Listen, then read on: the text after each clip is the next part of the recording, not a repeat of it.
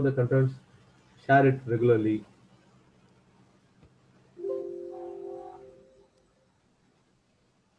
Now you can start, Mr. Tamil. Okay. Good evening, comrades. Welcome you all for this wonderful evening. Today, the meeting is for our beloved leader, Tandai Periyar's 142nd birthday national seminar organized by our Modern Rationalist Readers Circle. We welcome you all for this meeting. Modern Rationalist is a progressive magazine founded by Tandai Periyar. Am I audible to everyone?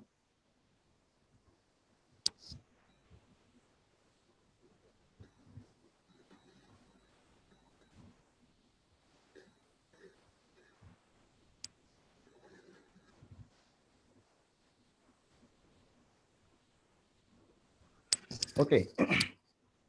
To impart knowledge and inspire scientific reasoning amongst the readers. Its article gives us the perspective of Periyar and Dravadar Kazhagam on the current political affairs. Nationalist thoughts, social issues, history of reforms, and also gives many people's perspectives on the laws governing social justice and reforms. I will read out some of the lines from this month editorial. This month means September's editorial. Still, there are new challenges to social justice, secularism, democracy, scientific temper, and rationalism. Hence, Periyar's ideology is the only weapon to fight and to fight effectively to win the war. Even though there are many accolades and achieves for the battles he won, the war is not yet over. This is the current scenario of our Indian politics. Periyar, a rationalist and a social reformist, has worked in these two areas to see his people live a life in scientific temper, growing up better human being with rational thoughts, which will help them live in harmony with fellow human being, respecting each other. Periyar believed in the rationalism and social justice will go hand in hand to build a just, peaceful to coexisting society. Today's meeting is yet another opportunity to learn the works of a visionary social reformer and rationalist Periyar. On behalf of Modern Rationalist Readers Circle, I warmly welcome Comrade M. Alagirisamy, President of Rationalist Forum, Tamil Nadu, who will preside this meeting. I welcome Comrade V. Kumaresan, Treasurer of Dravadar Kazhagam, who will deliver the inaugural address today. We extend our wholehearted welcome to the distinguished speakers of today's meeting, Professor Narendra Nayak, the National President, Federation of Indian Rationalist Association, who will deliver on Periyar eradication of superstition, and our own Secretary External Relations, Comrade G. Karnanidhi, who will emphasize on Periyar, India needs Periyar politics, and Comrade Daneshwar Sagu, Odisha Rationalist Society, who will deliver his speech on Periyar, scientific temper and rationalism. Mr. Vikas Gora is from Vijayawada Atheist Center, who will highlight the works of two great leaders, Periyar, Gora, rational thinkers and national builders. And also welcome Comrade V. Nehru, President, Rationalist Writers Forum, Tamil Nadu, who will deliver vote of thanks. We welcome every member of Modern Rationalist Readers Circle, Rationalist Forum, Dravadar Kazhagam, and learned people who aspire to lead a rationalist life to this great meeting on understanding Periyar and his works on rationalism and social justice through his reformist ideas. Thank you once again. Now I call upon Comrade M. Alagirisamy, the President of Rationalist Forum, Tamil Nadu, to deliver his presidential address. Comrade Tamil Chelvan, General Secretary, Tamil Nadu Rationalist Forum. So far, he has given very good welcoming address. Mr. V. Kumaresan, Treasurer, Dravadar Kazhagam, is going to inaugurate the seminar. Today, the important personalities have come here to deliver their address on the occasion of the 142nd birthday of our beloved leader, Tandai Periyar, the National President of Federation of Indian Rationalist Association, Professor Narendra Naik, and Odisha Rationalist Society, Professor Daneshwar Shahu, and Vikas Gora from Ethics Center of Vijayawada,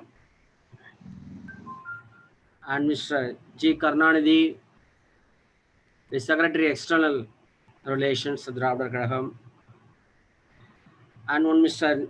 B. Nehru, who is going to give vote of thanks to one and all who have assembled here, and so many personalities from all over India and even abroad have come here. To all of them, we are very glad to see on this occasion, to see all the faces from globally. I respect you from the beginning. Today we have assembled here on the occasion of 142nd birthday of Tandai Periyar, which is celebrated not only in India but also in various countries as well. It is not a ritual celebration but a resurgence. As you know, Tandai Periyar is not a reformist but revolutionary, as he calls himself. Moreover, as Ariya Anna calls, is not an individual but an era, a turning point in the history of the awakening the depressed and downtrodden. He believed and wholly worked for the destruction of the cruel system of caste and Varna Dharma, and to construct of new social order of equality and equal opportunities to all. Now there are new challenges, as you all know, to social justice, secularism, democracy, scientific temper, rationalism, and also freedom of expression. The struggle is not yet over. Periyar's birthday is nothing but a rededication of our pledge to fulfill his dreams into a reality in this 21st century.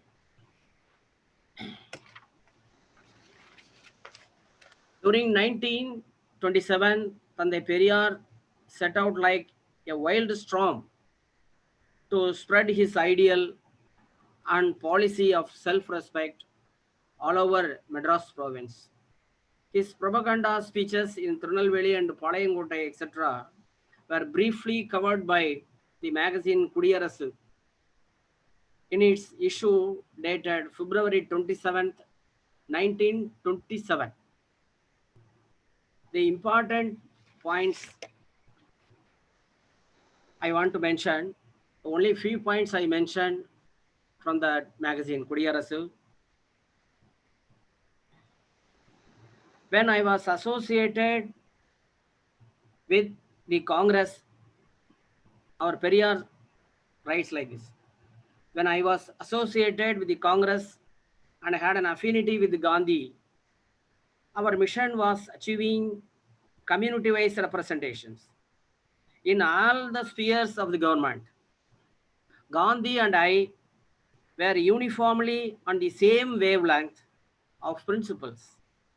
We had constructive objectives such as abolishing untouchability and banning the sale of liquor. These objectives have taken deeper roots in my heart today. I believe that the class struggle in our country cannot cease unless we achieve community wise and caste based representations. Unity among various castes and communities is impossible if equal representations are not ratified. This we can see even today. So, that one point I want to mention again. I want to emphasize once again the sentence. Unity among various castes and communities is impossible if equal representations are not ratified. So these are the words of Tandai Periyar in 1927 in his writings in Kudiyarasu. We wonder how he expected and gave these lines in 1927. So with these few sentences, I conclude my address and express my sincere gratitude, thanks to the opportunity given to me. So eminent personalities have come here to address on the occasion of 142nd birthday of celebrations in the Periyar. Along with our General Secretary, R. Tamil Selvan, I associate with him in once again, we welcome all of you. Thank you, one and all. Thank you very much. Thank you, President Alir Sami. You are you are speaking extremely well, and it's a good start for this meeting. Now I welcome our comrade V. Kumaresan, Treasurer of Dravadar Kalagam, to deliver his inaugural address today. Welcome, sir. Audible? Yeah, it's okay. Yes, Very much. audible. Good evening, friends. This national seminar has been organized to commemorate the 142nd birthday of social revolutionary Periyar, as pointed out by the General Secretary of Rationalist Forum as well as the President of the Rationalist Forum. The seminar has got one more dimension. The seminar has been organized under the auspices of Modern Rationalist Readers Circle. The magazine was started in the year 1971. It was founded by Tandai Periyar, as pointed out by Mr. Tamil Selvan. From the day it was founded, from then onwards, our beloved leader, Asriyar Dr. Veeramanni, is the editor of that magazine. I told the magazine was started in the year 1971. Now we are in 2020. The next year is 2021. We are completing 50 years of the publication of the Modern Rationalists monthly magazine. So we can call this seminar is an event organized on eve of the golden jubilee of the Modern Rationalist magazine. Well, friends, whenever we celebrate the birthday or any leader's birthday in Periyar movement, it is not for mere jubilation or celebration sake. It is one way of propagating the ideals, the thoughts, the mission of those leaders. It applies to Periyar also, the founder of Periyar movement. Periyar was a unique leader. He was not only a thinker. The speciality of Periyar is he's a thinker cum activist. Whenever we say activist, he was not an activist in an individual capacity. He did not have belief in individual functioning. He was very much particular about functioning through organization. Organizational functioning is one of the leadership quality of Thandai Periyar. Another dimension of that organization is it will be apolitical, non-political. It will not participate in the election process by contesting the election. That idea, he was very, very particular from the beginning itself. No doubt, Periyar started his career in Congress party. It is 100% a political party. He was the secretary of Tamil Nadu Congress Committee as well as he was president of Tamil Nadu Congress Committee. Even though he was the prime leader of Congress party, he never contested in any election, public election. Similarly, after coming out of the Congress also, he was supporting Justice Party, which was ruling the Madras presidency at that time. That party also was a political one. They are inviting Periyar to join the party, but he supported Justice Party by remaining outside. On issue basis, I will render support. In that way, he supported Justice Party. When Justice Party was defeated in 1937, the limited leaders of Justice Party requesting Periyar to lead Justice Party. In that angle, he is assuming the presidentship of Justice Party. At that time also, it was a political party. Periyar did not contest any election.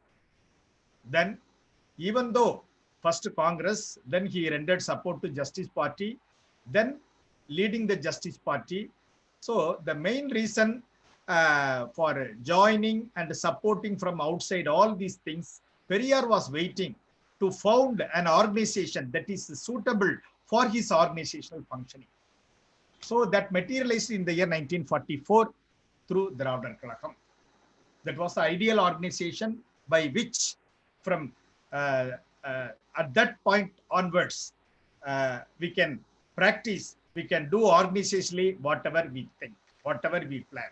With that idea only, the organizational functioning of Periyar commenced very effectively from the year 1944 onwards. Even though it is a non-political party, apolitical party, it doesn't have any subjective interest in participation of the election process, but it has got objective interest. It has got political interests. Even though Periyar did not contest any election, he has got a high regard for the political party. Only political party coming to power, they can bring permanent changes in the society through legislation, through issuance of orders, government orders. So in that way, Periyar was particular by remaining outside the election process. Who has to come to power? Who should not come to power? In that way, he rendered support to political party who were nearer to his ideology. Another speciality of Periyar was he rendered support to he supported the political party without expecting any formal request from that political party. That much of concern he was having for the society and the people.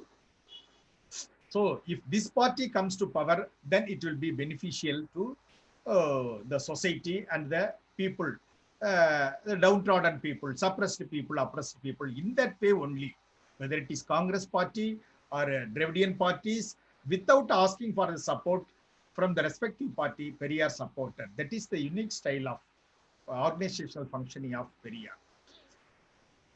I told it is a non-political party. A non-political party, it will not contest any election. It doesn't have any MLA in its hand, not even a single MP in its hand, but the same party, the same Dravadar Kalagam. It was responsible for 3 constitutional amendments. Constitution, who can amend? Only elected representatives. They can amend. MPs only. They can amend. Rajya Sabha MP, indirectly they will be elected from the MLAs. Again, MLAs will be directly elected by the people. But Dravadar Kalagam will never contest any election, but it was responsible for 3 constitutional amendments. The first constitutional amendment took place when Periyar was alive in the 1951. That is when communal GO was held invalid by both the High Court of Chennai as well as Supreme Court. Periyar conducted a massive agitation in Tamil Nadu. Because of that, constitution was first time amended. A new article 15(4) was inserted. This happened when Periyar was alive. Then after Periyar, our present leader, beloved leader, Asir, Dr. Veeramani assumed the leadership. He was responsible for two constitutional amendments. One is 1994, that is the total reservation of 69%, the maximum available in Tamil Nadu. Nowhere it is available to that much level, that has got constitutional protection because of the constitutional amendment, 76th amendment. That happened because of the initiative taken by Dravadar Kalagam. Then again,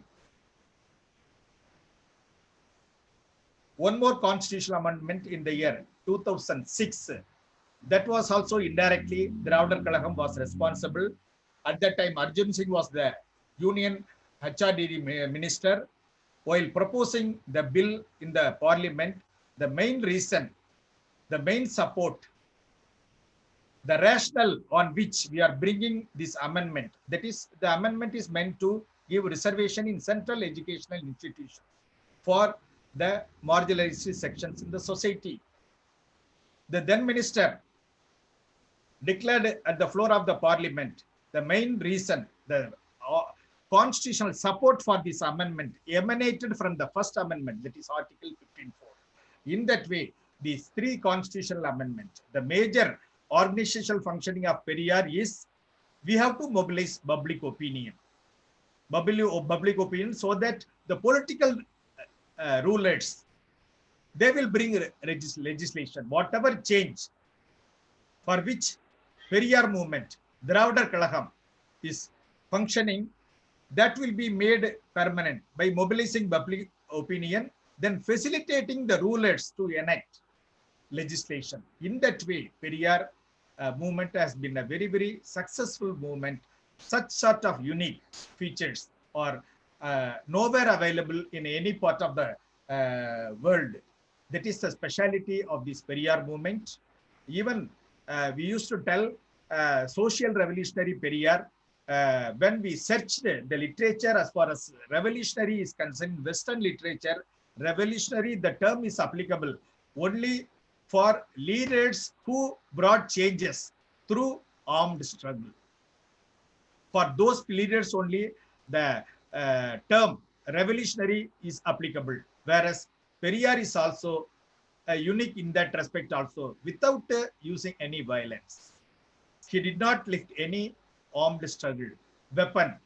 So with that only, he brought a sea change in the society.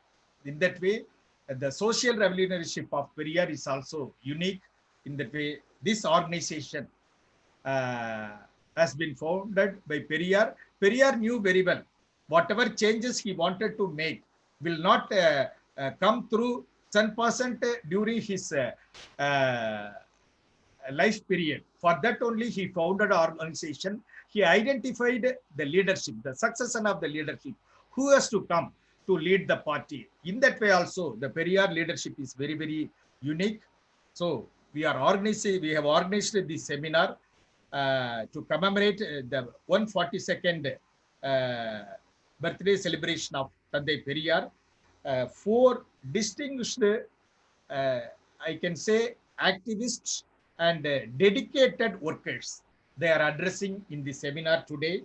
The first is our Professor Narendra Naik, National President of Federation of Indian Rationalist Association. He is addressing on eradication of superstition, very, very a pet topic to him. As far as this topic is concerned, it is not a topic of mere addressing for him. He dedicated his entire life for that cause of eradication of superstition. Eradication of superstition, the name is Professor Narendra Naik. We can say like that. So he will address on that. Then our philosophy professor from Odisha, Daniswar Sahu, he will address on Periyar towards rationalism. Is president of the Odisha Rationalist Society. Apart from that, he has got a very close relationship association with the Periyar movement, not as a affiliate of federation. Beyond that, the bondage between the Odisha Rationalist Association and Professor Daneswar Sahu with the Periyar movement is very, very strong. All of you are aware, the Periyar movement cadets, they are already aware. Professor Daneswar Sahu had translated Periyar book from English to Odia. He was the first translator of Periyar ideals in Odisha language. In that way, we can call himself as the ambassador of Periyar ideology as far as Odisha state is concerned. He is addressing on the topic. Then our comrade Karnanidhi is addressing on India needs Periyar politics. That is very, very a current affair. He is not only secretary of external relation of the Dravida Kalagam, he is the general secretary of the All India Backward Class Employees Federation. He is a dedicated functionary as far as the cause of social justice is concerned. Having put sufficient service in the banking career, that too for the cause of social backwardness, social upheaval, social justice, he has taken up the cause. He is addressing on the very, very that current topic. What is the need of Periyar today? What is the relevance of Periyar as far as political field is concerned? Periyar is not a politician. Even then, politicians require Periyar. He is addressing on that topic. Finally, our brother Vikas Gora from Atheist Center, Vijayawada, he is addressing on Periyar Gora, rational thinker and national builders. All of you are aware, Atheist Center and Periyar movement, they have got a generation old, very 2-3 generations old relationship. Atheist Center is he is hailing from a ideological heritage having organization, Atheist Center. In collaboration with the Atheist Center, we had conducted 2 World Atheist Conference at Trichy in 2011 and 2019 for organizing that international conference, World Atheist Conference. Our Vikas Gora was very, very helpful. In that way also, he is one among us. He is not belonging to another organization. He is one among us as far as Periyar movement is concerned. All these 4 stalwarts, they will enlighten on the day of the celebration of the Periyar 142nd birthday. Apart from the dignitaries, Dr. Soma Ilangovan has participated in this Periyar 142 seminar. All of you are aware that he is the president of the Periyar International, again an international body completely dedicated for the cause of globalization of Periyar ideals. In that way, they have instituted an international award for the cause of social justice in the name of our beloved leader, Asiriyar Dr. K. Veeramani's award for social justice for the past 17 to 18 years. The award has been given to the stalwarts, social justice stalwarts, not only in Tamil Nadu, not only in India, in various countries. Whoever is dedicated to the cause, they are honoring with that award. In that way, he is very, very committed to. He has also participated.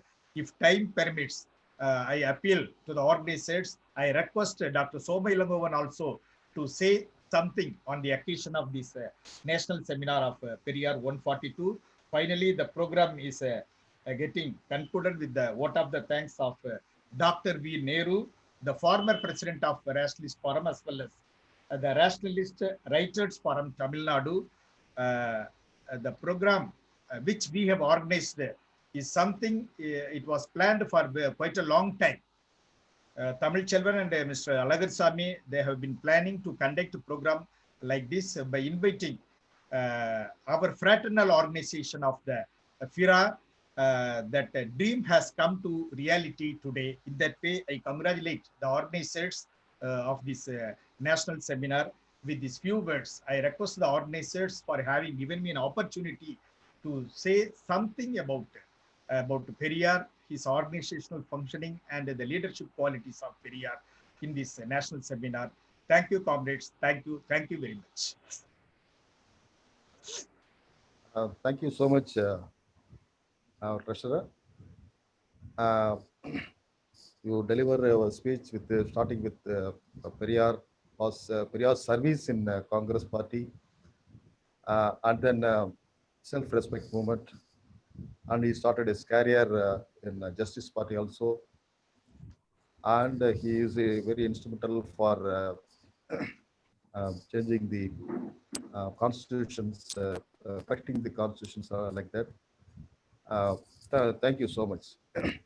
Actually, we will have our Soma Ilango Naya, very much thankful to him for attending this meeting, and he will deliver his speech in end of this session. It's a special speech for him, and I welcome.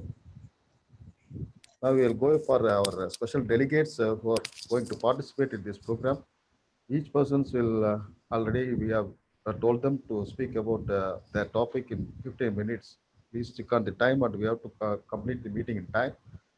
So I request the first request our Narendra Nayak, the magic man, to address the gathering. Please unmute yourself, sir.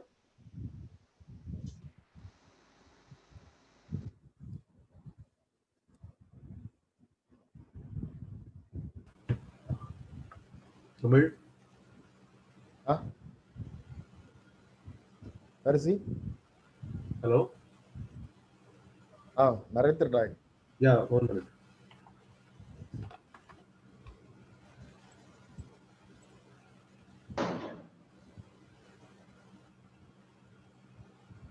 Yes, sir.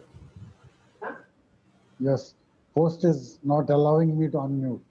Yeah, Is it we have unmuted you, sir. okay? Right. Done. So, comrades, We can't keep you mute.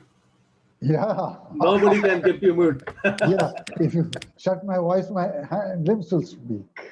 Right. So, comrades, I thank you very much for this opportunity to speak today on the occasion of 142nd birthday of Tandai Periyar. Well, just imagine that in somebody born in 1879, he had the courage to speak out against the social order. He had the courage to practice what he believed in, speak out what he believed in, and stand up for it. Imagine that. A person born more than a century before.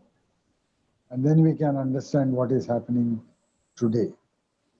His fight against superstitions, his battle against caste-based discrimination, his battle against the non-science at that time. That too, he had to take on so many things. Brahminism, the Manuvadi attitudes, as well as the softcore Manuvadi attitude of the Congress also. Though he was in the Vaikom battle, as ordered, I should say, by Mohandas Karamchand Gandhi, he had to break away from the Congress because of their soft Hinduism. And I think the breaking point was when separate kitchen was arranged for that, for the Brahmins and the upper castes. I think that was the breaking point. So, what he stood for in those days, the hegemony of language, the hegemony of culture, the branding of people as inferior is happening even today. The non-science which was there has today become institutionalized, supported by the ruling party itself. And during these times, the message of Periyar is very, very valid even today. The battle started by Periyar needs to be fought even today. The superstitions, the projection of legends, the projection of mythology as history, the demolition of historical monuments, the demolition of the very structure of the constitution that is being attempted today, all speak out how relevant is Periyar even today. The battle that is started is going on. It has to go on, and it will go on as long as we stand for it. The imposition of a language, the imposition of culture, the imposition of the forms of worship on people. And imagine 50 years back when Periyar broke idols, saying that after all it's a property of mine. Just imagine if it had happened today, what would have been the reactions of these Manavadi people? The power that is in their hands today because of the electoral politics is making them dictate terms to the whole country, despite of all the fights that we have put up. Periyar's fight against superstition was not just through theory. It was through practice. It was through his life. It was through his writings. And today, if we can look at the institutions which he founded, we see an atheistic newspaper, atheist publications, a university by his name where there are no religious rituals, there is equality, and women. He fought for the equality of women. And when I go to the Periyar Maniamma University, when I see the number of girls there, I feel proud that women are given equality. The cultural practices, the imposed cultural practices which he fought against. For example, you take that of a cultural practice of marriage. Tamil Nadu and Kerala are the states where self-respect marriage is a recognized form of marriage, but not elsewhere. And this was where he stood for a revolution in these social and cultural practices. The imposition of tools of slavery on women was something against which Periyar fought.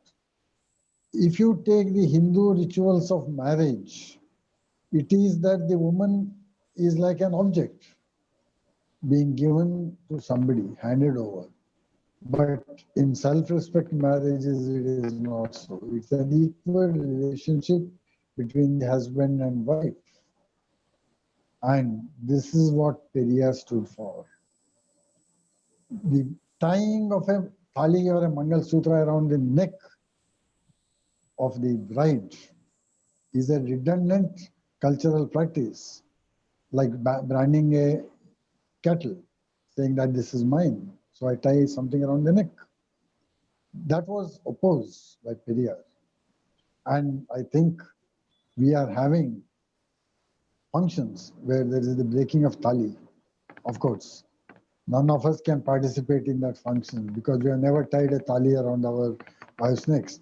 But those who have tied and those who want to come out of the practice can get out of it. Take a look at the dietary preferences. Those 78% of the population of this country would like to eat meat, fish, eggs. The rest of the 22% are trying to impose their dietary practices on everybody else. This is what Periyar opposed. The superstitious practices like I was said that I am a man who's fighting against miracles. Periyar started it long, long back. When I was a child, I remember there was a speech of Periyar in the Maidan at Mangalore, when at the end of everything, they walked on fire. And walking on fire is a very important ritual followed in these areas. And it is said that it is because of some power of the Bhuta or some god that people can walk on fire. But in that meeting addressed by Periyar, they showed that anybody can do it. So Periyar influenced a lot. There are three people who influenced me very much. That is Periyar, Abraham Kaur, and Premanand. Periyar, through his cultural revolutions, his fight against Brahminism. I was born in a family which is belonging to the upper caste. I was born in a family of Gauda Saraswat Brahmins. Of course, where I am born in, I have no control over it. But what we practice, what we do in our lives is by choice. And I rejected this at a very young age, all influenced by the thoughts of Periyar. I became an atheist on my own, but the cultural practices of the Brahminical family into which I was born, I rejected after coming across the ideas of Periyar. Then Abraham Kaur, who took a very rational approach towards propagation of these. Later on by Premanand. But we work more in the field of demystification of miracles against the non-science that is there. Now coming back to Periyar, if Periyar was alive today, he would have opposed all the non-science that is happening in this country today by the political leadership who have opportunistically taken over the leadership and are thrusting their system of values on the whole country, their language on the whole country, their ideology on the whole country. And today they are out to destroy the very foundation of secularism on which this country is founded. The very concept of social justice for which Periyar stood. The very concept of a multicultural, a multilingual federation that our country is. The constitution that established India as a secular democratic country in which people have every right to follow the religion which they want and also the right not to have a religion. But today, what we see is a destruction of the very secular nature of this country, where religious activity is being supported by the state. The religion, so-called religion of the so-called majority, is being thrust on everybody. The very icons whom Periyar questioned are being thrust upon this country as the national icons. A mandir is being built by the funds of the state. A language is being imposed on the people in the name of nationalism. This pseudo-nationalism, the pseudo-culturalism, they are all of a particular group of people, the Manavadis, who are imposing their ideology on everybody. The minority of the upper caste, the Brahminical values are being imposed. Though the elected autocrat, I should say, is born in a backward caste, he is more Brahminical than many of the Brahmin themselves. And he is imposing those values through his autocracy on everybody.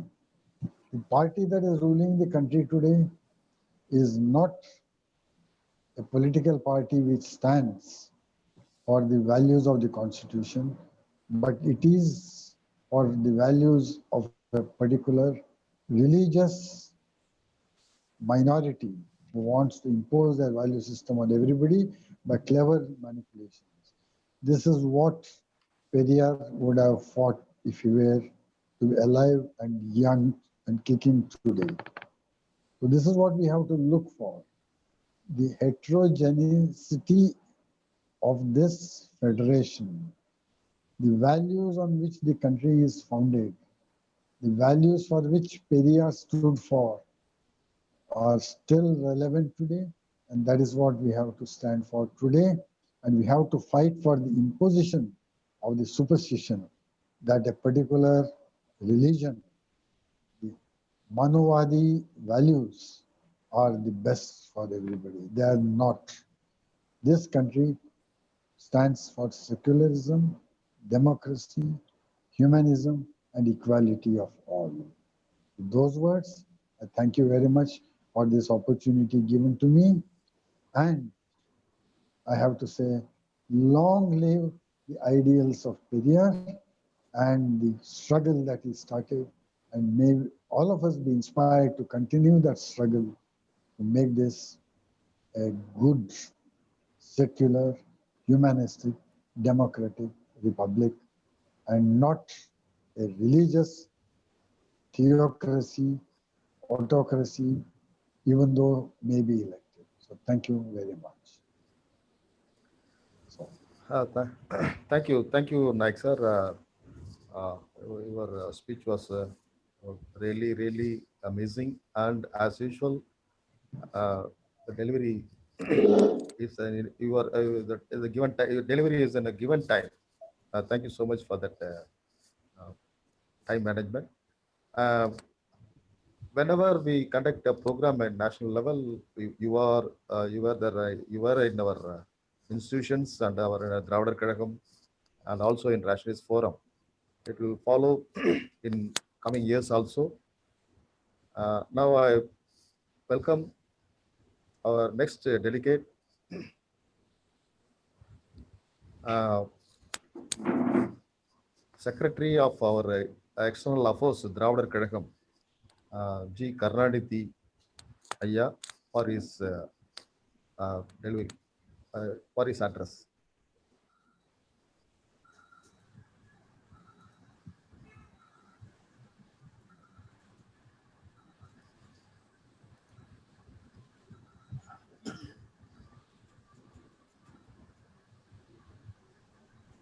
Vanakkam. Good evening to everybody. And thank you, the organizers of the Modern Rationalist Study Circle, distinguished speakers, Professor Narendra Nayak, Professor Daneshwar Sahu, Mr. Vikash Gora, and V. Kumaresan, Treasurer Dravida Kazhagam, Tamil Chelvan and Alagisami, General Secretary and President of the Rationalist Forum, and Dr. Nehru, President of the Rationalist Writers Forum, and Dr. Soma Ilagavan, and my dear functionaries of the Dravida Kazhagam and friends. On the occasion of the 142nd birth anniversary of social revolutionary Tandai Periyar, the Modern Rationalist Study Circle has arranged this seminar touching on several topics which are the very ideals of our great revolutionary Periyar. I am required to speak on India needs Periyar politics. What is Periyar politics? When we say politics, it is connected with the people. It is connected with the welfare of the people. It is connected with the empowerment of the people. In that way, only Periyar looks at the politics. So Periyar, in his very simple words, he says that a life without discrimination is the best life. Towards that, only Periyar attempts to educate the people make them understand the obstacles that has been created.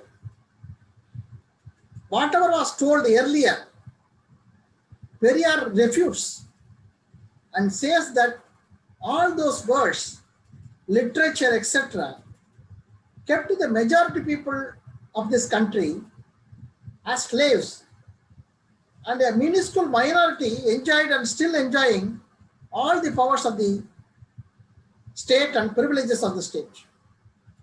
So Periyar wants a world where everyone is treated equally, where the opportunities are given equally, where the wealth is distributed equally. Periyar drives home the point that any obstacle that comes in the way has to be removed to achieve this ideal world of happiness and humanism. To me, Periyar's politics rest on 3 S, alphabetical S: self-respect, social justice, and secularism. On self-respect, Periyar had a clear vision. In 1930, Periyar says, in Western countries, self-respect is needed only in the sphere of economics. But in India, we need it in religion, society, education, knowledge, research, handicraft, politics, economics, and in all the fields. So Periyar says, if you use the self-respect engine and have the right running power, then it will run automatically, no matter what machine you come up with and attach the leather strap. No one has to worry about the type of machine to be used now. There can be no real doubt about our Dravidian movement for those who have realized the principle that self-respect is superior to all other concepts. Today, it may be that self-respect is fighting against a small group. This is not its ambition. When we activate a machine, it will initially may propel with a lighter speed, but in future, the true power and glory of self-respect will be revealed in its attempt to unite the world, to make the people of the world into one family. This is what Periyar said, published in Kudiyarasu, his weekly magazine on 17th February 1957. At a South Indian Adi Dravida conference, second conference held in Mumbai on 14th October 1941, Periyar questioned the wisdom of our people in celebrating the gods and conducting festivals without showing any concern for our fellow citizens. Periyar asked the audience that all your money which you are giving to the god is going only to the Brahmin's welfare. Again on February 1950, Periyar addressed a big gathering in Dharavi, Mumbai. He said that he also makes a mention about our communist comrades, because they told, they were asking Periyar that he is talking about only self-respect but not about socialism. To answer those questions, Periyar says, before the abolition of the rich bourgeois, our communist comrades must realize that the priestly Brahmin bourgeois, the stone bourgeois, that is the god, and the mud chiefs must be eliminated. And we should focus on eliminating them first. Then he says about the North Indian people, Periyar, but the great concern, says that caste eradication on an all India basis is not that much easy, because most of us have no sense of self-respect. None of them are ashamed of being a Sudra or a Panchama. They do not oppose Hinduism like what we do in the Dravidian land. That is why when Ambedkar brought the Hindu bill, there was stiff opposition in the North India. And it is the Hindu-Muslim divide and the political sentiment that has so deeply entrenched in the people of this North. It is with these two philosophies that we are shaken, Periyar says. So Periyar asked the people, why you are talking about this religion divide without eradicating the discrimination within ourselves, within the Hindus. Then he went to Lucknow in 1959. He was asked to address a big conference in Lucknow. Who presided was Mr. Rajanarayan. He was a socialist leader. He was the leader who defeated Indira Gandhi. That was after that only the emergency also came. So Rajanarayan presided the function. So Periyar addressed in Lucknow and says that social discrimination must be eliminated first before economic disparities. So what we are following in the name of Hinduism is only a Brahminical system and culture. It is understandable that Brahmins follows that. But we who are discriminated and humiliated are also following the same. Until we accept this truth and eliminate, we will remain as Sudras only. This was how Periyar addressed in Lucknow.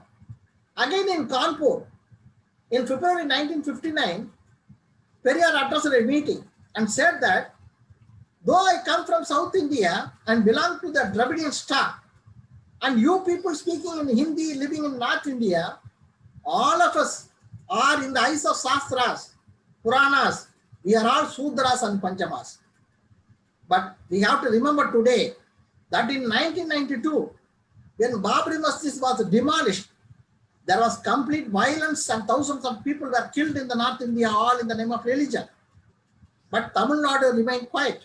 There was not much commotion. Again in 1990, prior to that 1982, 1990, when VP Singh implemented 27% reservation for OBCs in central government departments, as per the Mandal Commission recommendations, there was violence in North India. But in southern India, particularly in Tamil Nadu, people were celebrating the announcement. All these developments cannot be looked at in isolation. All this did not happen on a single day. There is a reason behind this. A continuous effort on social justice, secularism, self-respect has been propagated among the people since 1925 by Periyar and his movement that has created an awareness among the people. We can say that people are religious in Tamil Nadu. Yes, they are religious, but all of them are not communal. Just like that, you cannot ignite here across the state in Tamil Nadu. So every effort has to be done across the country on these lines. When there is a danger on social justice, how come we can allow the political parties in North India to remain as silent spectators? They should be made to know that any injustice to the backward classes, the scheduled caste or tribes should have an impact during the elections on them. For this to happen, we should go to the grassroots of the society, to the villages, where you are all along his life, toured across the state and addressed thousands of meetings, mostly with village people. He addressed it in their own words, in the very simple words, on a big matter of issue that was not at all, we are afraid to talk even today. Periyar addressed in those in 1920s and 30s in the villages and made them to understand the ramifications of the Hinduism, the caste discrimination, everything he made them to understand. They are the one who should know the injustice. So we should propagate in their languages, in simple words, when the society is being dominated by a minuscule group, why we should conduct our home functions or rituals presided by the same people who suppresses us. We are not elders in our family or village can't conduct these functions. This is how Periyar reacted with the people. Thus came the self-respect marriage, divide of rituals and priests. When we have our own language, which we cherish, why all our functions, both at home and at temples which we construct, should have a language not spoken by us? This is what Periyar asked about Sanskrit, being the language in temples and all in rituals. This is the Periyar methodology that created awareness among the common masses. On every issue, when Periyar told them about the merits and demerits, they understood and supported Periyar which in turn compelled the political parties also to toe the line. Periyar was a revolutionary. He says that he is for total change of the existing structure.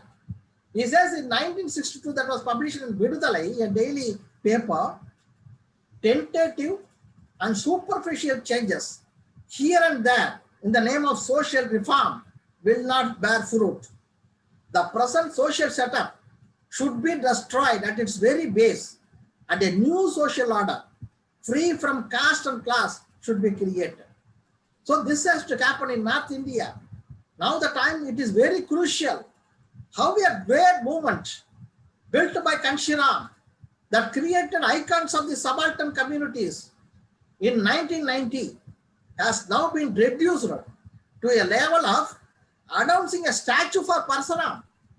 What Parsuram has done for the OBC or SC and ST people, why no one is objecting to that? This is where we have to work and move. This I perceive as Periyar's great work that has kept us in awareness even today. Recently, news about 10 judges are to be promoted as High Court judges of our Madras High Court. Almost 9 judges are from OBC and SC. How it happened in Tamil Nadu? Not on a single day. We had a history. So let us understand all these implications of this great movement which Periyar carried on more than for 6 decades and now carried on by our beloved leader Dr. Veeramani. All these implications of this great movement, impact of this great movement, that has created a very good social economic development in Tamil Nadu has to be understood and has to be spread. And this task across India to accomplish the vision of Periyar to create a society with the 3 S's, self-respect, social justice and secularism has to be created in North India to the people of North India, the remote villages of the people in their own language. So language cannot be a barrier. Whatever I can converse to you, it has to be Periyar addressed all the meetings only Tamil in Kanpur, Lucknow, everywhere. Most of the meetings are addressed only in Tamil, which was translated by the people. Initially, some people approached Periyar when he came to Kanpur, but subsequently, after hearing his speech, all of them was in support and said that Periyar ki Jindabad. That was the roaring sound that came in Lucknow and Kanpur. So to that extent, people, the message to the people should be in simple words. It has to go to the common people. There we have to mediate a change of heart in the minds of the people. That way only Periyar worked all along his life. That mission has to be carried in the rest of the country. That is the very need of the hour. So Periyar politics is the need of the hour which India requires today. And instantly we have to start that in a movement basis, and for which the Dravidar Kalagam has all the support and has all the inputs that Periyar had to carry on and to spread the message of Periyar. Thank you. Thank you, sir. Man fight for the social justice always and interacted with many government peoples, G. Karnanidhi sir. We heard your speech many times today about our speech, what we need today. Enjoying lot of privileges in Tamil Nadu, it should spread all over India, especially towards North India. Periyar's policy should be taken to all over India.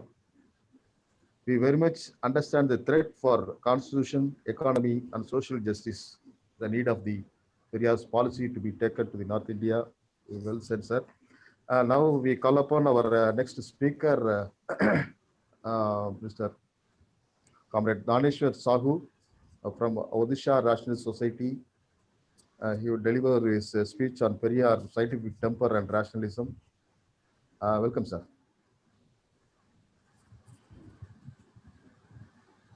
Please unmute yourself and you can talk.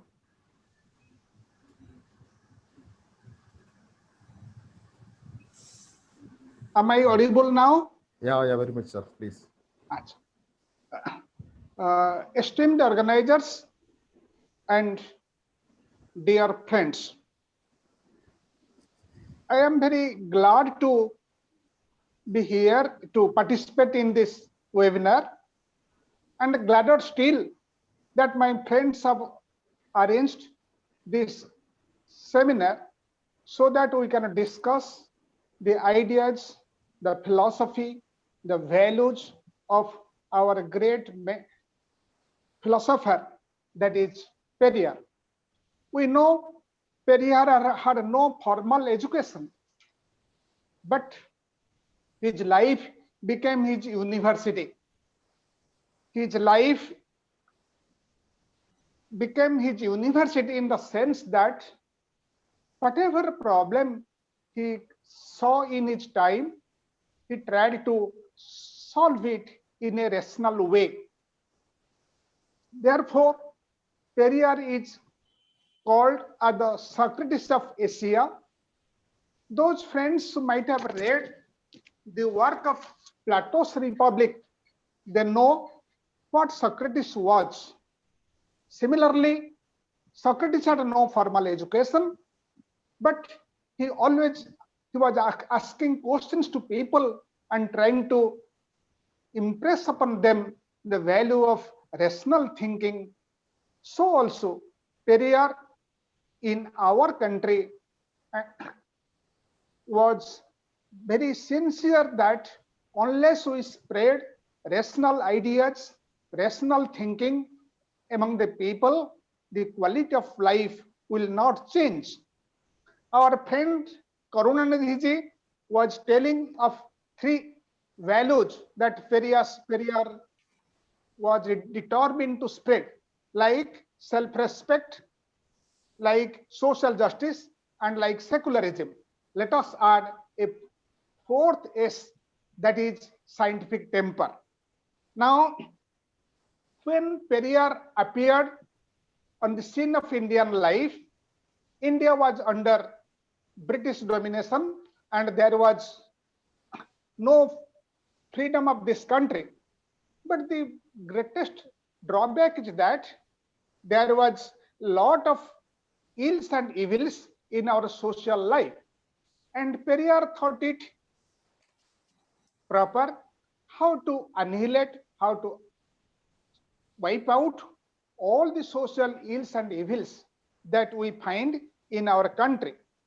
And therefore, he is called a great social revolutionary because he aspired a social order where equality should prevail, where every individual will have right to life with dignity, and everyone should enjoy his right to live as a human being.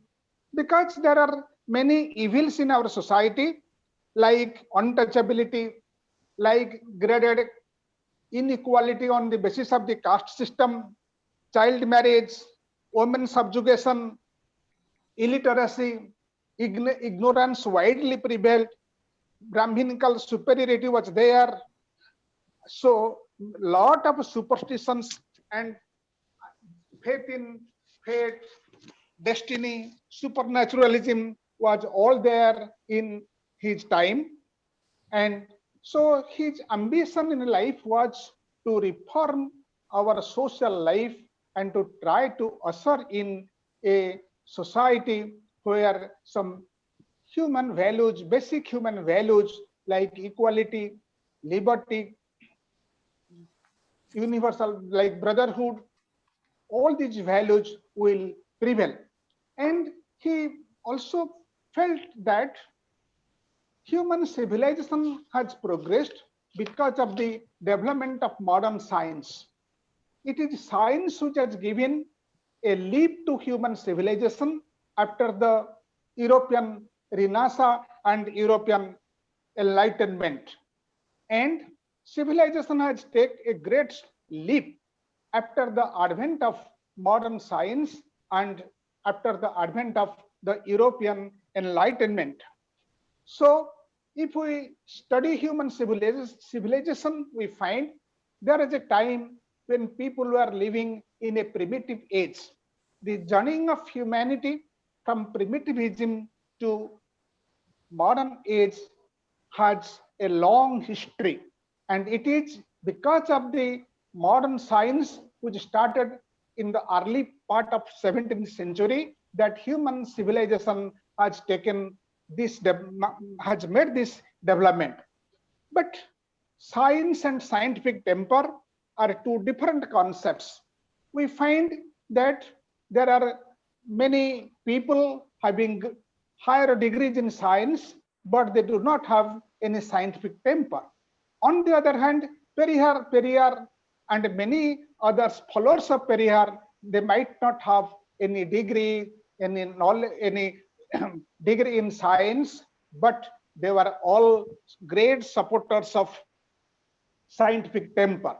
Unless scientific temper spreads in the society, it is very difficult to annihilate all the superstitions, all the dogmatic beliefs that is very rampant in Indian society. Now, when we come to discuss what science is, very often science is defined as science is the search for knowledge, and it is the understanding of the natural and social events following an articulated method by remaining faithful to the facts. So science, we know, gives us the progressive knowledge of facts. Nothing is accepted as sacrosanct in science. Science is always faithful to the facts. And scientific knowledge is always methodical. In the sense, science follows a well articulated method to build its theories and to discover its laws. And scientific knowledge is always open-ended. No scientist ever claims that his theory or his law is sacrosanct. But science is ever changing in face of new theories and new ideas.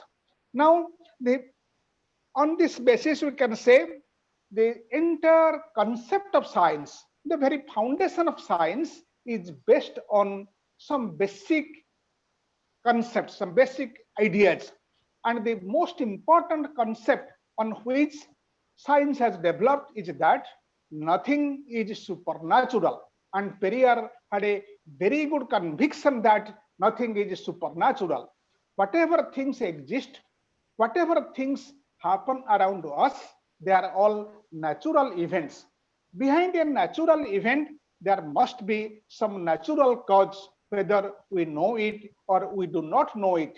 In principle, there is nothing supernatural in the world. Yes, there are a lot of mysteries in the world, but there is no miracle to happen at any place. Our knowledge is limited. We do admit, a scientist always admits that his knowledge is limited, but at the same time he says that if there will be new facts, new events, then he is prepared to change his ideas.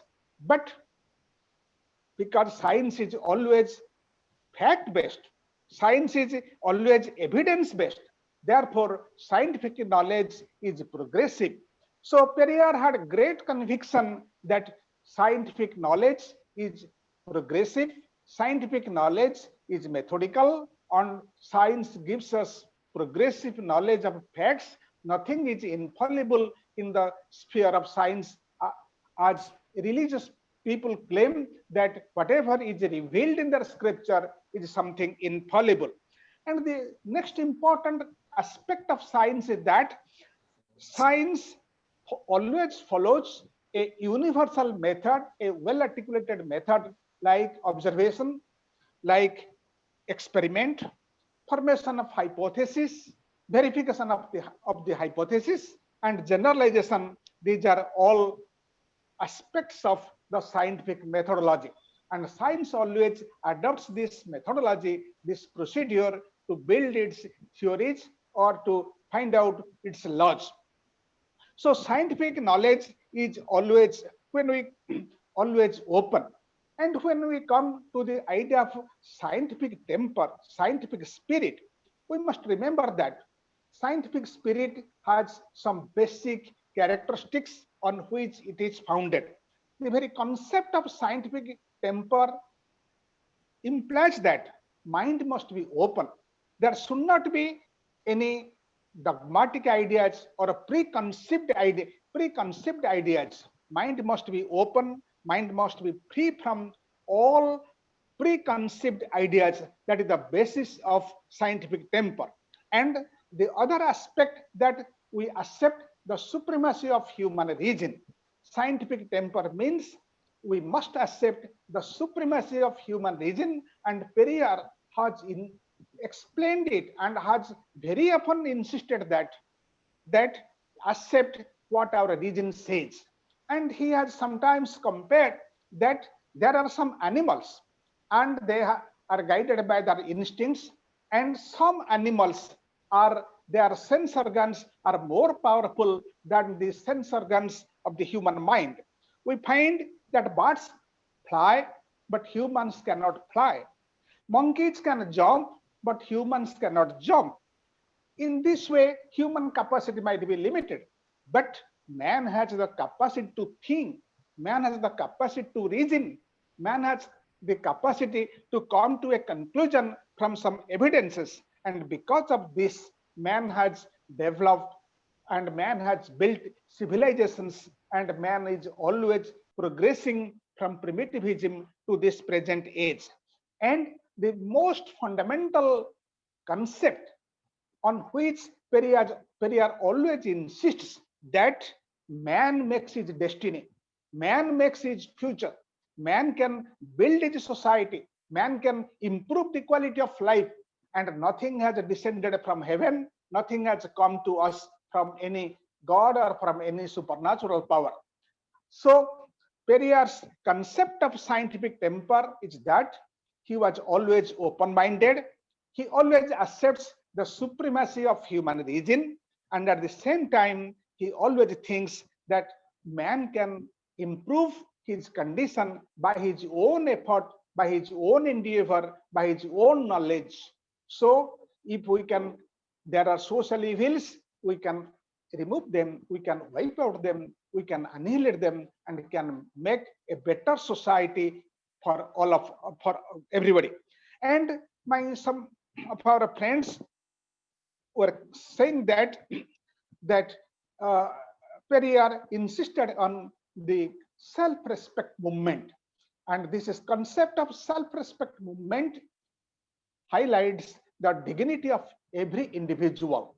In a caste-ridden society where discrimination is there in all spheres of social life, Periyar was always against it, and he was trying to advocate that man has, every human being, irrespective of his caste, irrespective of his religion, irrespective of his nationality, birth, and all that, every human being has a right to live with respect, and every human being has a right to live with dignity. So this self-respect movement includes this idea that man has a right to live with dignity. And Periyar was always concerned with the amelioration of human suffering and human predicament. Whatever ills are there, whatever evils are there in our society, Periyar wanted to wipe out them, annihilate them by arousing people's awareness, people's consciousness. So lifelong, he was always concerned with human suffering, human misery, and was trying to ameliorate human suffering, human predicament, and to remove all sorts of evils from Indian society. He was also interested to establish a just society, free from all man perpetuated evils. Most of the evils that we find in Indian society are mostly man-made, man-perpetuated, or man-made ideas. And by removing that, we can build up a better society, we can build up, make a good society to live in. So his, by Periyar, when appeared, and some universal values, civilizational values had already taken root all over the world, like secularism, like democracy, like human right, like human dignity. So, and also the idea of scientific temper, and Periyar was dedicated to all these universal values, and he wanted to translate these universal values in the public life of public life of India. So Periyar was a great social revolutionary, a great idealist, and a great visionary. And his vision was to make social life better, where all people will live with respect, and there will be no social discrimination, no social injustice, no exploitation. So, and this thing will develop by arousing social awareness and by creating scientific temper among the people. We have to believe that nothing has been predetermined, nothing has been predestined. We can make our civilization, we can make our life better off, and we can improve the quality of our life by our own endeavor, by our own effort.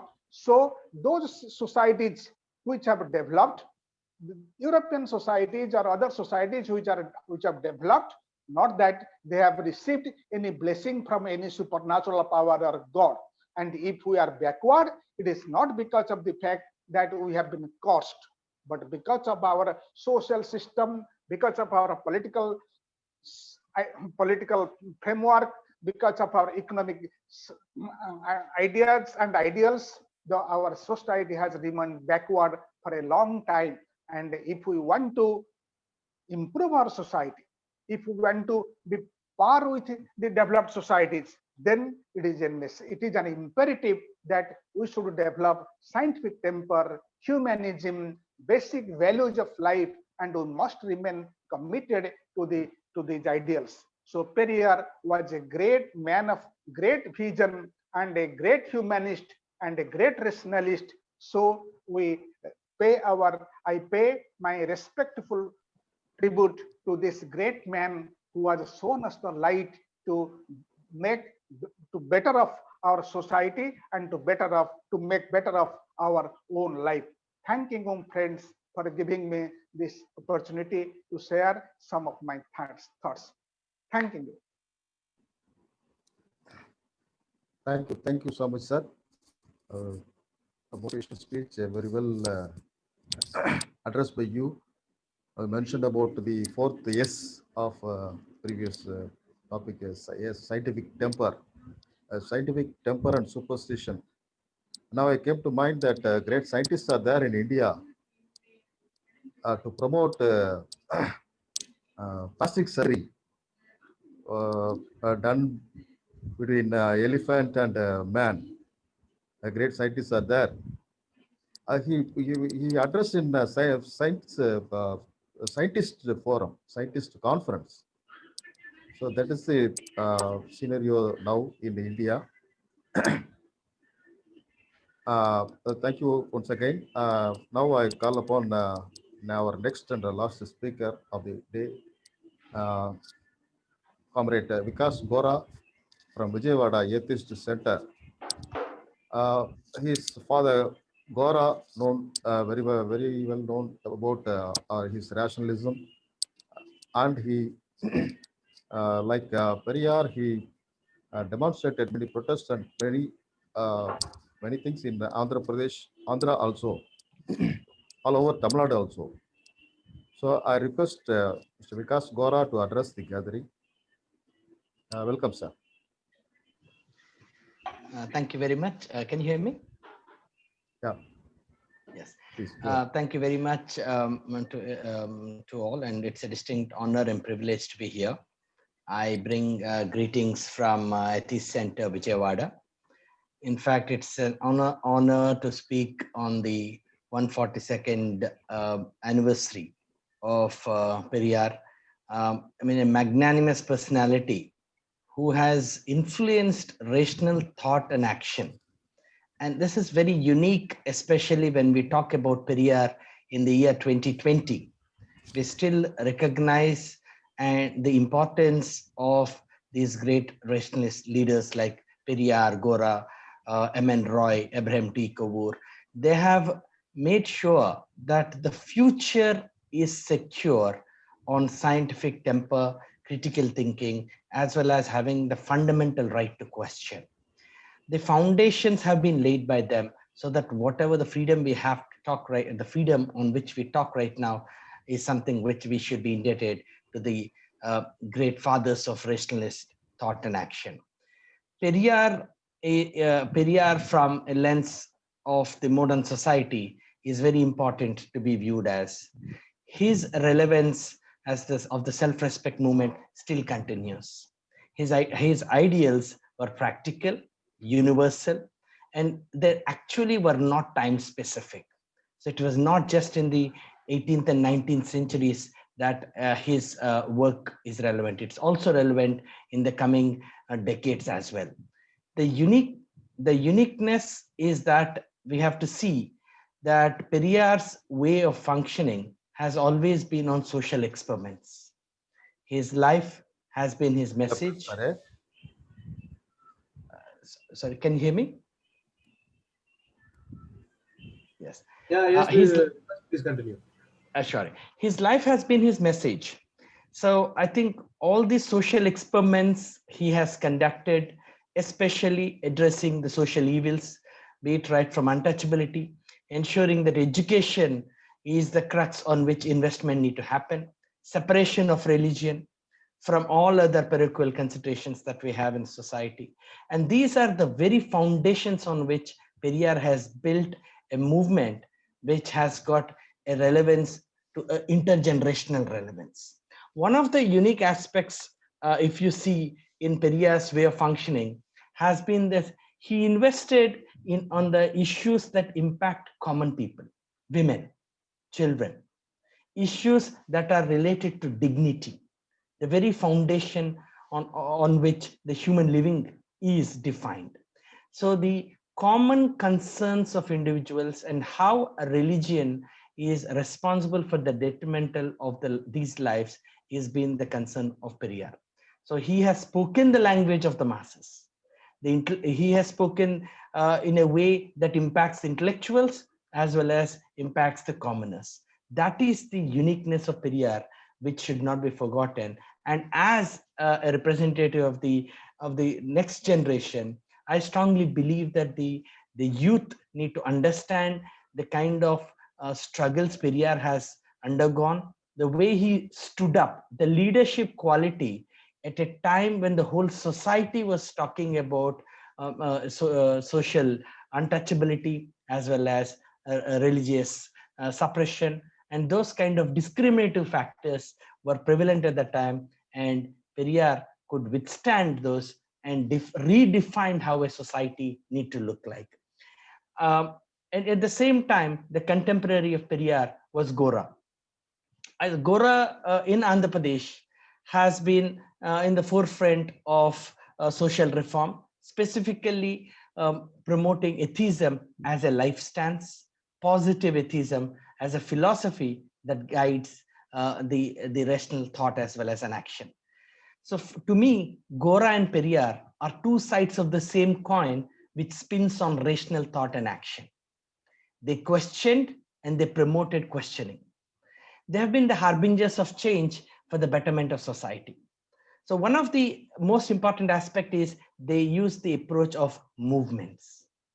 Gora comes from a background that was religious when he was brought up in his childhood.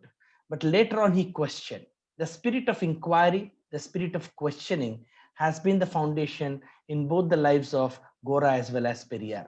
I think that uniqueness of standing up, questioning at times when the local culture as well as the religious moorings did not give the space, and turning out to be world leaders in rational thought as well as atheist ideology and action is extremely unique. I don't think any social reformer in the world, Periyar and then Gora, if you take it, I don't think anybody else have ever balanced between philosophy as well as action. We had great philosophers like Robert Greene Ingersoll, Charles Brodlaw. We have got many of these philosophers who have had a strong messaging that has gone from a philosophical way of conversations. But Periyar and Gora used social experiments. They defined how a philosophy has to be lived. And that uniqueness will definitely be attributed to both Periyar and Gora. Comparing in terms of their social investing in social transformation, especially educating the masses, taking up issues that are to do with caste system, untouchability, that dehumanize individuals. So the Periyar's important aspect is rehumanizing the individuals who have been actually the victims of the religious dogma as well as discrimination in the society. So as youth, it's important to understand the effort that has gone by Periyar and Gora in actually emancipating the individuals, liberating women, and giving the freedom for women as well as children and the general society and people who come from the lowest rung of the social ladder to stand up and question. Social change is the guiding principle through a social revolutionary action for both of them. They have never actually kept philosophy as a part of the conversation. They have actually taken the philosophy to action. That's the key uniqueness which need to be remembered. So Atheist Center started in 1940, and now recently we celebrated 80 years. And Periyar's movement has crossed 100 years. So if you look at these, both Gora and Periyar have actually had a bicentennial contribution to the rationalist and atheist movement, not just in South India. So they are actually universal citizens who had a vision that was universal, and it was a very simple language they used in actually bringing the ideals to the fore. The uniqueness is to keep the message simple. That's the reason you see when Periyar spoke to the masses, he spoke to the language and the language as well as the context which the masses understood. Similarly with Gora, he redefined positive atheism as a life stance to demonstrate it and it in his own action. So both Periyar and Gora, the most important thing is they actually internalized, they practiced, and actually preached. That is something which is extremely unique when we talk about Periyar and Gora. One of the uniqueness which which one needs to see it as for rational thought and as well as atheistic thought and action, it's important to question. Our constitution, it's a fundamental duties. It's clearly defined in Article 51AH that it's a fundamental duty of every citizen of India to promote humanism, spirit of inquiry, reform. So when we bring in a scientific temper, so when we bring in these components in the constitution, and it was people like Periyar and Gora who actually were protectors of the very foundations of constitution. They have actually redefined how a thinking need to happen. Periyar's relationship with Gandhi has been very well explained, and Gora's relationship with Gandhi was in the second phase of Gandhi's life, wherein it's interesting when there were conversations between Gora and Gandhi on atheism and godlessness. In fact, Gora participated in the freedom struggle along with Gandhiji in the Quit India movement, and he was also arrested, and for various satyagrahas he has undertaken. Both of them have never kept atheism as well as rationalism as an intellectual exercise or a scholarly exposition of philosophical debate. They practically discussed issues of humanity and in the realm of reality as well as scientific temper. That is the very reason both Periyar and Gora has been internationally acclaimed for their simplicity in their thought and their powerful action. And these are some of the tenets which need to be imbibed in the younger generation way forward, because we do see that the society is moving into a space of fascist thinking, wherein there is a lot of fundamentalism. There is primarily restlessness among the generation and the urgency to use violence. Periyar and Gora have stood up for non-violent social change. The word is revolutionary, but it is a non-violent, intellectual as well as practical revolutionary principles. So these are the ideals which make them unique. When what binds both of them together is both Gora and Periyar have stood for economic equality, women empowerment, and they brought in the social instruments such as education, training, universities has been set up, and Maniamma University. There are various programs as well as public discourses for popular education that has been done. All these instruments were to bring in the masses as well as people together to discuss about issues of common concern. I think they looked at the life as an integrated whole. They have seen that to liberate the people from the bondage of religion, caste, and other barriers, it's very important that they have an alternative life stance. So Periyar as well as Gora have brought in rationalism and atheism as a life stance, as a way of living. A way of living where there is questioning, where there is respect, dignity for both a man and a woman, as well as being casteless and religionless in practice. These are not just ideals; these are practical actions that have got tremendous significance in anybody's lives. So one of the key aspect which Gora has pointed out over during his conversations with Gandhi was a religious man, but he always used to say, "I do not bring religion into the marketplace." So he had that disconnect in terms of bringing religion into conversations while in the nation building process. So what Gora and Periyar did was, in their nation building process, they created the foundation by investing in youth. They created the foundation by investing in women empowerment, addressing social concerns that actually weaken the foundations of the society. So this makes them actually the true nation builders whose foundations were on secular moorings, who had a very strong post-religious thought and action, and above all, a vision which is not limited to a generation, but has got many generations down the lane will have this impact for the foundations that have been laid by Periyar and Gora. Atheist Center and the Periyar movement have had very strong relationship right from Periyar and Gora, who actually had a lot of conversations on nation building and looking at a post-religious society. I wish that we celebrate the great life of Periyar. At the same time, we also convert his teachings into actions and educate the youth, especially the need for thinking critically, questioning, spirit of inquiry, and above all, ensuring that the self-respect movement still continues, because the foundation of self-respect movement is in the dignity of an individual, and it is the fundamental right.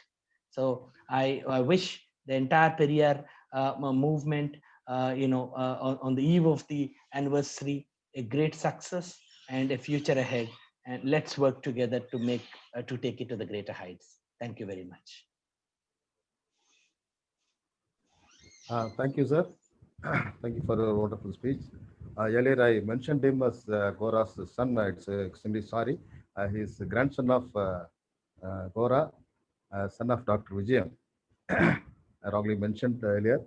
And thank you once again for your excellent delivery regarding these two great people, Periyar and Gora, towards the nation builders.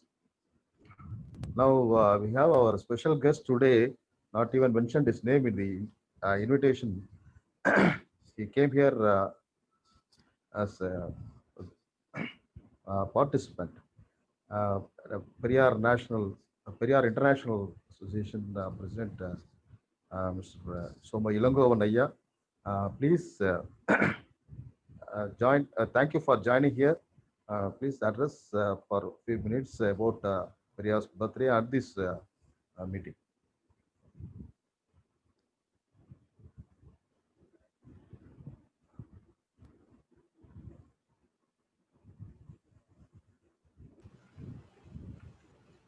Tamil? Please unmute yourself, sir. Comrades, thank you very much for organizing this wonderful seminar. As Professor Narendra Nayak said at the beginning, how can Periyar take such a big job? His close friends advise him, you are trying to take the whole establishment and you will fail miserably. And then Periyar said, I know it is a mountain and I'm pulling it with a hair. If I win, I win, otherwise I lose my hair. That's all. But he used every cell in his body, every ounce of his energy till a couple of days before his death and worked hard. And like Aringer Anna said, he is the only social revolutionary that has seen the result in his own lifetime. Let me tell you just a couple of things. One is in Tamil Nadu, people are ashamed to put their caste name. And second thing is, a granddaughter of a man who was insulted by a little Brahmin boy is sitting as a judge, and the father of that boy comes and addresses her, Your Honor. That is the simple example of the success of Periyar. We in the United States have started Periyar International, and we are working with the great organizations here like American Humanist Organization, Secular Students Association. These are big rationalist and humanist outfits. So the message is getting across.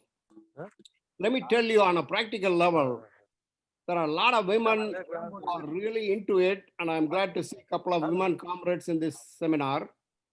And it is a success story. About 100 kids, 5 years and above, took part in a speech competition and talked about Periyar on the 142nd birthday celebration. It was music to our ears to hear those young voices not only speak but understand what he stood for and explain. And especially the teenagers spoke so well, comparing Martin Luther King and Nelson Mandela and all that. And to understand Periyar's philosophy and express it in a very eloquent way was very hopeful. What I'm getting at is we have built up a base with all the great comrades. We gave Veeramani Social Justice Award to Honorable VP Singh. I gave it personally in the United States when he visited. And now we have two comrades, Ganeshwar Sahu and Karunanidhi, who have been working hard as Veeramani Social Justice Awardees. We have to include women and children. And how do we include women? We have to expose the fact that when Aryans came, they did not come with many women. So they took the women that were there. That is why they did not treat him as their equal, but they almost treated them like concubines. This fact has to be exposed to the women of India. Why women are being treated less than Sutras and worse of the mankind. We have to expose that fact and bring it out. And the children, right from high school days, we have to start competition. We don't have to make them all rationalists, but we can easily make them into humanists. That should be our focus, and let us work together towards bringing a humanist society that will evolve into rationalism as it has evolved all over the world. Now, when you look at the statistics, it is very encouraging.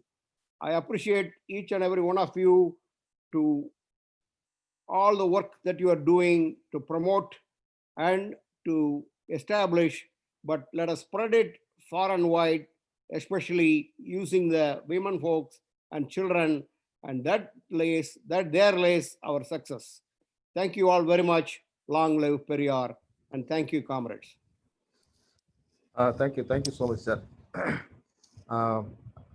Treasurer Kumaresan, sir, anything to say finally? If you can, if you want to say anything, you say.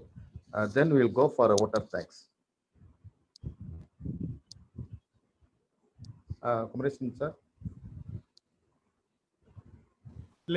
Any clarification if the audience wants to raise, I think they can interact with the speakers, or else we can conclude the program with a vote of thanks.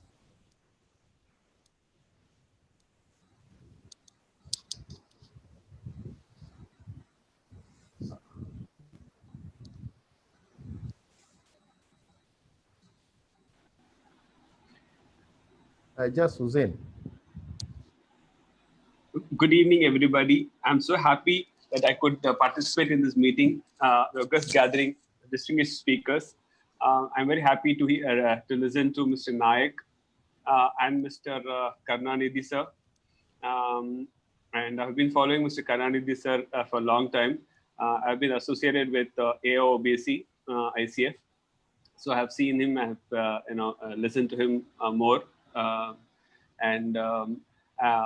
I also am happy to know about Mr. Gora, the reformist Gora, through his grandson. We have to conduct meetings like this so that we could understand more people who are in this rationalist forums throughout India, so that we can increase our tribe, our rationalist tribe. Thank you so much, sir. Thank you so much for conducting this wonderful program. I always appreciate Mr. Tamichelvan sir, who is doing an excellent work in promoting these conducting these meetings and promoting the ideas of Periyar. Thank you, sir.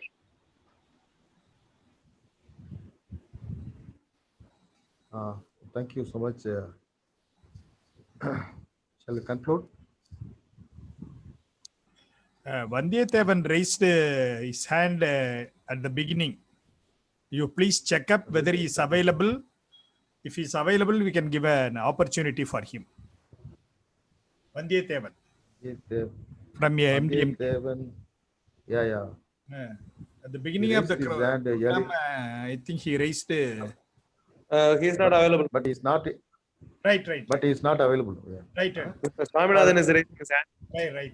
Swaminathan from Pallavaram, he is raising his hand. Oh, well.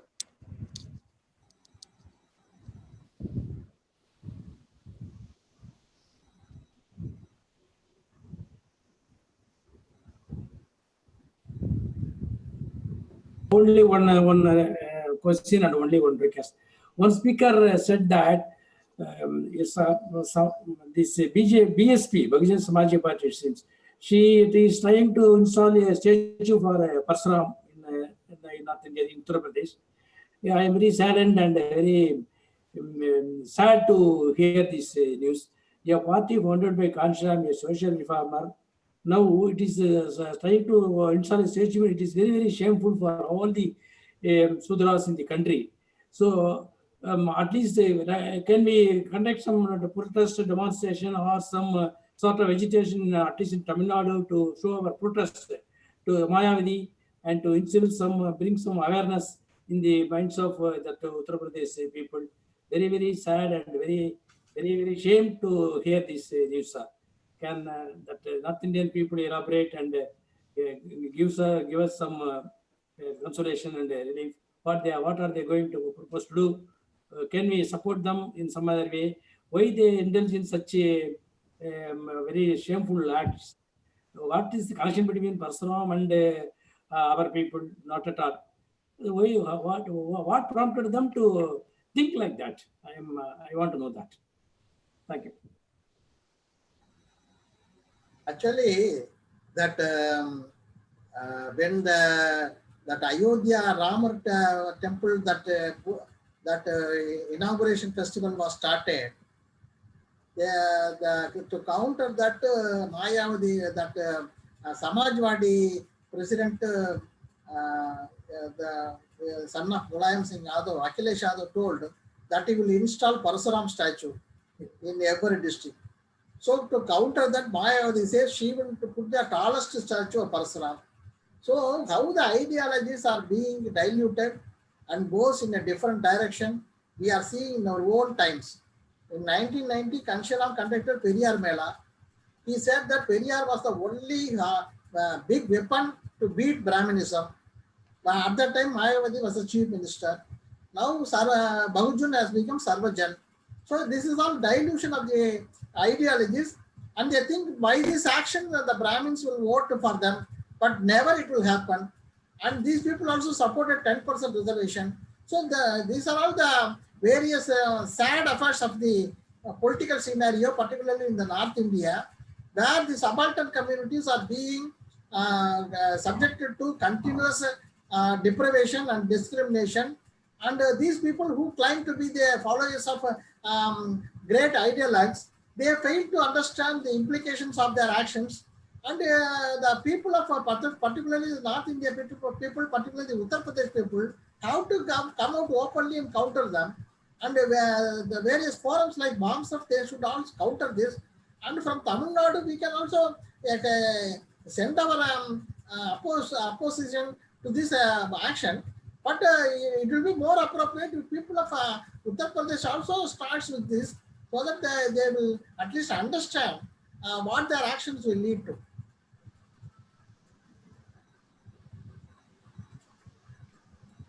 Okay. Narendra Nayak replied that if the situations are improved, we are always ready to fight against this program. Now let's invite Saro Ilangovan from America. She wants to ask some questions.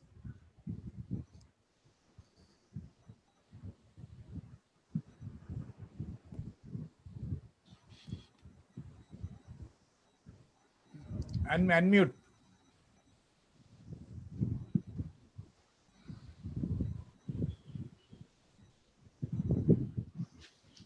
Hello. Hi, thank you very much. It was an amazing conference. I am so thrilled to hear all your voices. My one suggestion, it's not a question.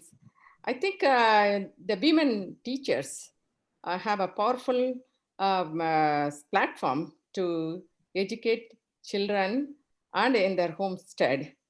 If we give a forum for them to talk on rationalism, that's my request, and that's a future project for you guys. Thank you.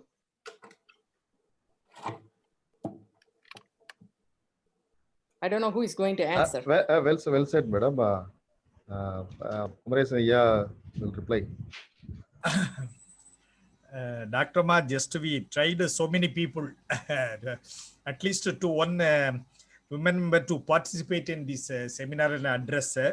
Actually, whatever you suggested is very, very valid point. In future, we will try to cover. We can conduct some exclusive program for them also on behalf of this Rationalist Forum. As you pointed out, it is only a suggestion. Your suggestion is well taken. In future, we know to observe. We know to carry out. Thank you. Thank you. Appreciate it. Okay, thank you so much for everybody, and let us conclude this meeting with our vote of thanks. We welcome Comrade V. Nehru, the Rational Writers Forum President, will deliver vote of thanks, and then we'll finalize the meeting, conclude the meeting. Dear comrades, good evening to all. Audible? Yes, please go ahead. Okay. Thanks for this wonderful opportunity, not only to deliver the vote of thanks, but also I am able to see Mr. Narendra Nayak, Taneswar Sagu, Dr. Soma Ilangovan, Saroja Ilangovan, and so many dignitaries via Zoom.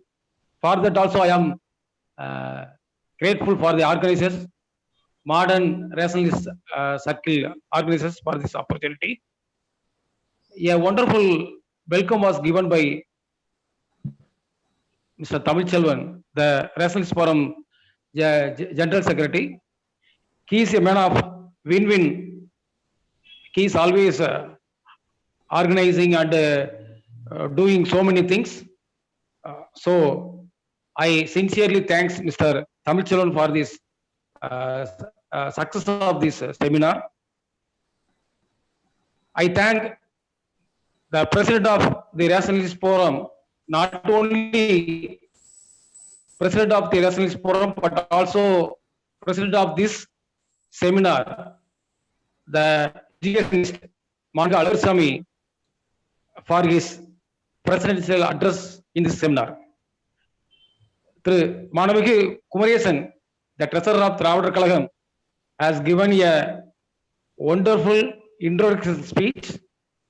How Periyar is different from other leaders and how Periyar ideology is different from other ideology, he described very well. How a non-political party, a political party, Periyar, he not contested in the election, but he decided who is going to win. Like that, he elaborated very nicely. So much thanks for Kumaresan for his inaugural address. And then Narendra Nayak, he is our president of FRA. He is traveling all over India. Why? He is traveling all over world. He is traveling. For what? To eradicate superstition. That is his life aim. Kumaresan has also told his main aim is eradication of superstition. He delivered a very good address by the topic Periyar and eradication of superstition. Well told, sir. Thanks for your very good, excellent speech for this in this seminar. And then our leader, our other circle secretary, Karunanidhi, he is always giving so many data and so many actual what is happening in this India. So he delivered a very good with authentication and so many data. Our Secretary Karunanidhi has delivered a wonderful speech. Thanks for his speech, sir. And then our Dhaneshwar Sagu, not only he is a author of a book, Rationalism. So he took the Rationalism and Periyar and delivered what is the difference between scientific temper and other religious temper. Like that, he compared and delivered a very good speech. Thanks for your wonderful speech, sir. And then the Dr. Vijayam's son, Vikas Kora, he is a very good speaker in English. I have already noticed in our national conferences and also in the international conferences. He compared Kora and Periyar. Both are very good players of the game. He told actually not only they have given the philosophy, but also in the field also they have for that ideology he told and he explained very well. Thanks, Kora. Whenever I am speaking about thinking about atheism and atheist center, I remember Dr. Vijayam. Even though he is not available, you have English like Dr. Vijayam. Very much thank you. And then our proud international Periyar International director, Dr. Somai Langavan, he is always giving inspiration to us. He spoken very little time, but give so many inspiration. Thank you, Aya. And then Dr. Sarojai Langavan and other participants. Thank you all for the participants, not only in Tamil Nadu, all over India, OBC some functionaries and Dravida Kalam functionaries, Rationalist Forum functionaries, and then Periyar International functionaries all participated and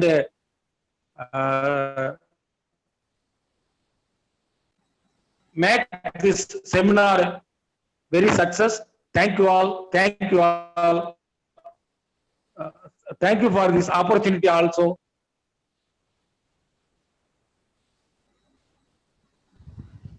Thank you all. We will close this meeting. Prince. Thank you. By this way, we are concluding this meeting. We will meet again soon with another schedule. I want to thank Mrs. Prince. Close Okay, on behalf of Nehru, I have very much thankful to Prince and Naras Periyar, who is moderating this program. Thank you so much. Thank you.